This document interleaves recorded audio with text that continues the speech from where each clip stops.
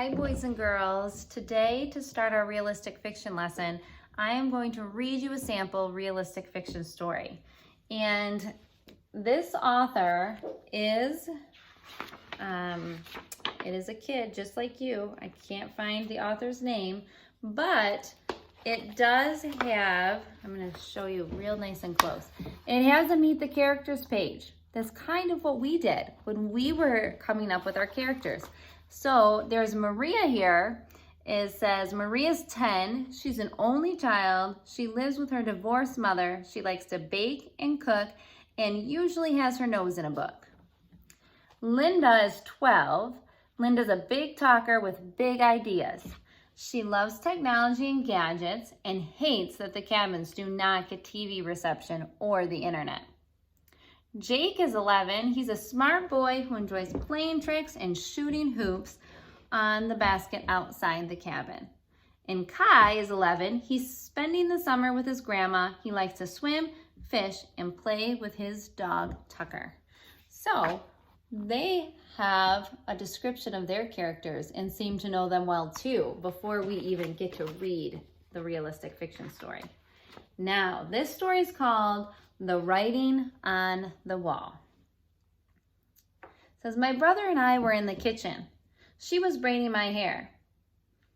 I heard my friend Jake outside the cabin. He called, Maria, I have something to tell you. It sounded important. Mom, are you done yet? I asked. I was getting antsy. Mom tied the last braid. She used a rubber band, and then she patted the top of my head. You're done, she smiled, but don't forget. Forget what? I asked. A sad look came over my mother's face. When I saw that look, I remembered this was our special morning. Mom and I planned it weeks ago. We even put a list of things to do on the fridge. Things to do during Maria and Mom's morning at the beach. Number 1, have a breakfast picnic on the big rock. Number 2, find 2 shells that match perfectly. Number 3, make a beautiful sketch in the sand with our bare feet. Number 4, play follow the leader while we're jumping the waves near the shore. The screen door creaked away. Then the door protested the disturbance by closing with a loud clap against the door frame. Jake rushed inside. Jake was wearing a pajama top. His red hair was a mess. His jeans were covered with gray dust. How odd, I thought. Today is no ordinary day. My mother told Jake. She cleaned the table. Today is a very special day. Maria and I are spending the morning together on the beach. Just the 2 of us.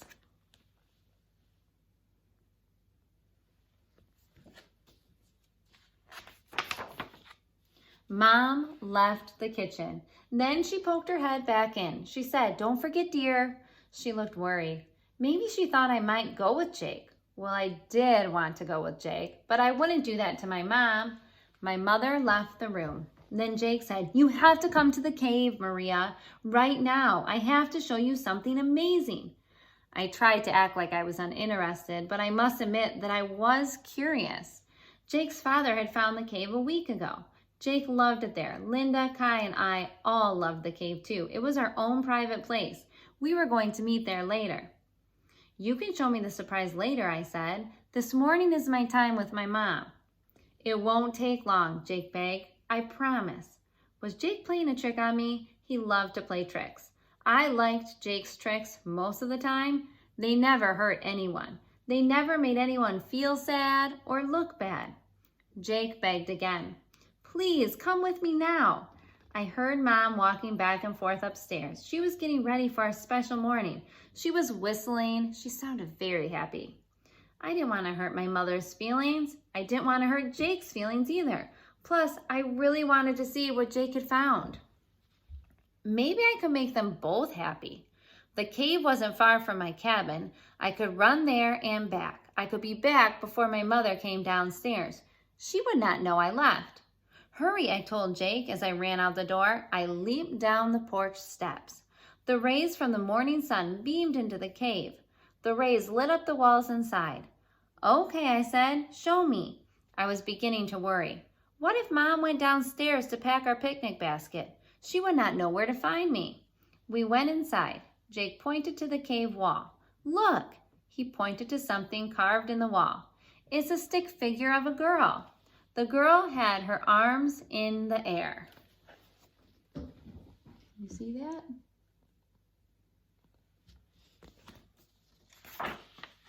Isn't it great? Jake shouted. I'll bet it was made thousands of years ago. It's definitely an ancient carving. Maybe, I said. I turned on my flashlight. I shined the light at the carving. It did look a lot like ancient cave art. I had seen pictures of cave art in books. The round head had no eyes. It had no nose. It had no mouth. The fingers on the hands were spread out. The girl had long hair. It was in braids. The braids were tied with circles. The circles looked like rubber bands. That girl looks like you, Maria, Jake shouted. He stood behind me. His words echoed. The echo must have scared him. He didn't speak for a while. Maybe you have an ancient twin, he finally whispered.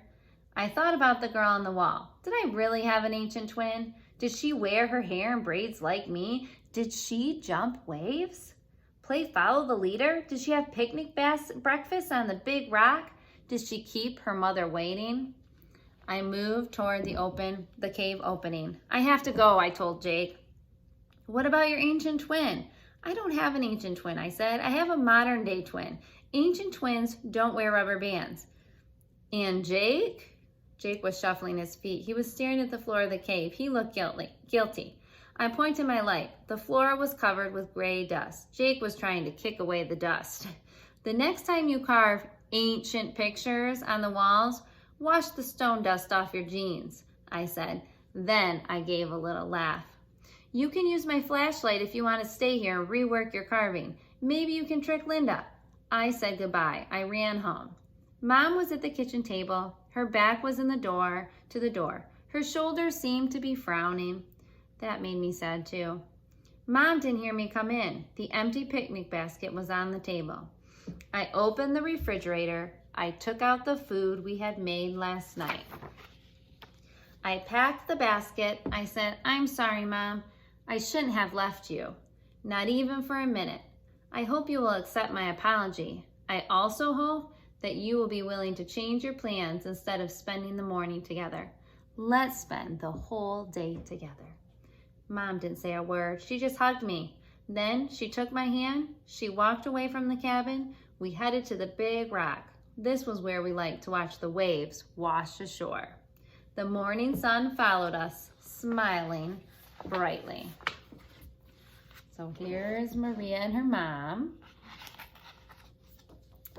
And I think I missed showing you a different page.